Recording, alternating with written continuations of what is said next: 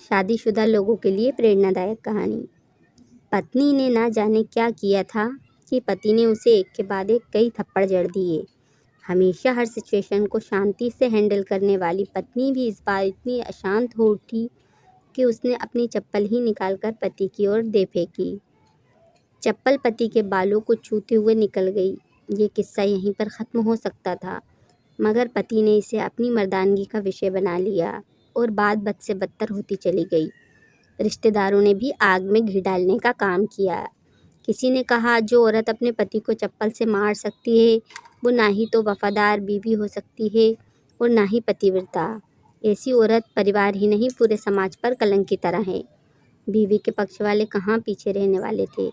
किसी ने कहा, 21वीं सदी में भी जो स्त्री के साथ मारपीट करते हैं उन्हें तो जेल भेज देना चाहिए। तो कोई कहता, ज़रूर उसको कोई और पसंद आ गई होगी, इसलिए अब पत्नी से मारपीट करने लगा है।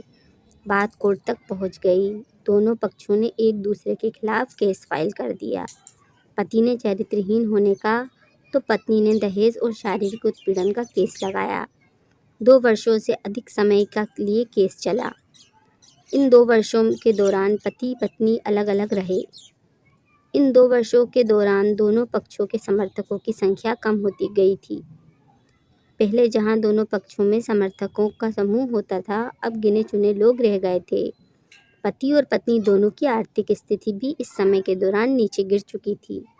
जिन्हें वो अपना शुभचिंतक समझ रहे थे, पैसों की बात आते ही उन्होंने भी अपना पल्ला झाड़ लिया था। अगर कोई देने को राजी भी हुआ तो मोटे ब्याज की शर्त पर। आखिरकार वही हुआ जो सब चाहते थे, डाइवोर्स। हर कोई खुश था, दोनों पक्षों के रिश्तेदार, उसके माता पिता और दोनों के वकील। लेकिन 5 साल की सुखद शादी और एक सुंदर सी बेटी होने के बाद मिले इस डाइवोर्स से पत्नी मूक थी और पति शांत। शायद ये एक इत्तेफाक ही था कि इसी खुशी को मनाने के लिए दोनों पक्ष के लोग एक ही चाय की टपरी पर बैठे, आमने सामने। इत्तेफाक इसलिए क्योंकि ज़्यादातर लोग जो एक दूसरे के विरोध पक्ष को सपोर्ट कर रहे थे, वे एक दूसरे को अच्छे से जानते भी नहीं थे। पति पत्नी भी इन सभी से दूर एक दूसरे के सामने मेज़ पर बैठे थे। पत्नी ने पति से कहा, अब तो खुश हो गए ना, तुम्हारे मन की जो हुई है, मुबारक हो। तुम भी तो आज जीत गई हो, मुझसे तलाक तो तुम्हें भी मिल गया है। कॉन्ग्रेचुलेशंस टू यू टू, पति ने कहा। तलाक को तुम जीत का प्रतीक समझते हो? पत्नी ने पूछा। पति चुप रहा। थोड़ी देर की शांति के बाद पति ने कहा, मुझे तुम्हें 5 लाख रुपए अभी और हर महीने 8,000 देने का आदेश है। अभी मेरे पास पैसे नहीं हैं, इसलिए हमारा मतलब मेरा जो सिटी में फ्लैट है उसे तुम्हारे नाम कर देता हूँ। पत्नी बोली, लेकिन उस फ्लैट की कीमत तो 18 लाख की है। हाँ, लेकिन हमारी बेटी तुम्हारे साथ है और आगे जाके उसके खर्चे भी बढ़ेंगे, तुम्हें थोड़ी आसानी होगी, पति ने कहा। नहीं नहीं, मुझे सिर्फ 5 लाख ही देना और तुम हर महीने 8,000 तो देने ही वाले हो, मैं मैनेज कर लूँगी। अगर 5 लाख नहीं है तब भी कोई बात नहीं, पत्नी बोली। दोनों फिर से शांत हो गए। पति सोचने लगा, कितनी भोली और समझदार है ये औरत, जो कुछ समय पहले तक मेरी पत्नी थी और अब अनजान। ये वही है जो कम से कम खर्चे में घर चलाती और मेरे पैसे बचाकर मेरे जन्मदिन और बर्थडे पर हमेशा मेरे लिए नए कपड़े खरीद लाती। कभी बीमार हो जाती तो पैसे बचाने के लिए मुझे मालूम ना होने देती और घरेलू नुस्खों से अपना इलाज कर लेती। मगर घर में कोई और बीमार होता तो तुरंत डॉक्टर के पास लेकर जाती। मेरी ही मति मारी गई थी, मैं ही अपनी झूठी मर्दानगी के चक्कर में इतनी बड़ी गलती कर बैठा। पत्नी के दिमाग में भी उथल पुथल चल रही थी। अभी भी वैसा का वैसा ही है, पहले भी खुद से ज़्यादा हमारे बारे में सोचता था और अब भी वही कर रहा है।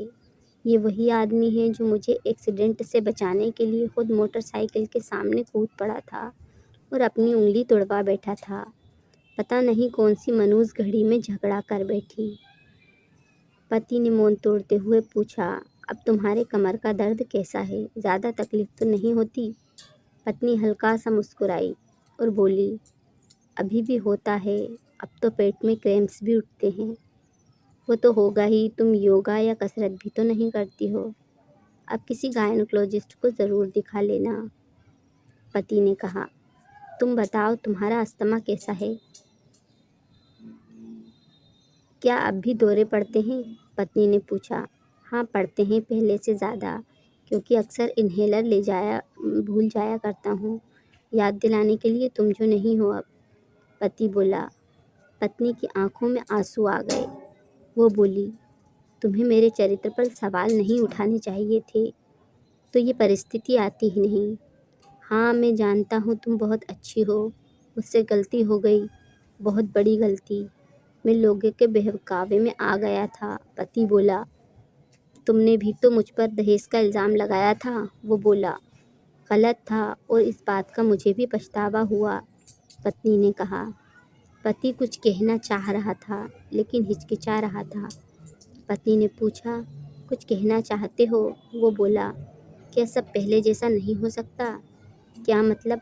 पत्नी बोली, मतलब कि हम फिर से पहले की तरह पति पत्नी बनकर, सच्चे दोस्त बनकर नहीं रह सकते? पति बोला, पर ये डाइवोर्स के पेपर दिखाते हुए पत्नी ने कहा। फाड़ देते हैं, पति ने अपने पास रखे डाइवोर्स के पेपर फाड़ते हुए कहा। पत्नी ने भी अपने पास रखे पेपर फाड़ दिए। सभी हैरान थे, वकील, रिश्तेदार और माँ बाप। पति पत्नी दोनों एक दूसरे के हाथ में हाथ पकड़े अपने घर की तरफ चले गए। दोस्तों, ये कहानी उन हर पति पत्नी के लिए बड़ी सीख है जो छोटी छोटी बातों पर लड़ते हैं और इन झगड़ों को बड़ा बना के अलग होने का डिसीजन लेते हैं। प्यार और झगड़ा तो एक सिक्के के दो पहलुओं की तरह हैं। दोनों को स्वीकार करना होगा, तभी ये पवित्र रिश्ता उसकी मंजिल तक पहुंच पाएगा। दोस्तों, आपको हमारी ये कहानी अच्छी लगी हो और आप आगे भी इसी तरह की मोटिवेशनल स्टोरीज सुनना चाहते हैं तो प्लीज़ हमारे चैनल को लाइक, शेयर और सब्सक्राइब ज़रूर करें।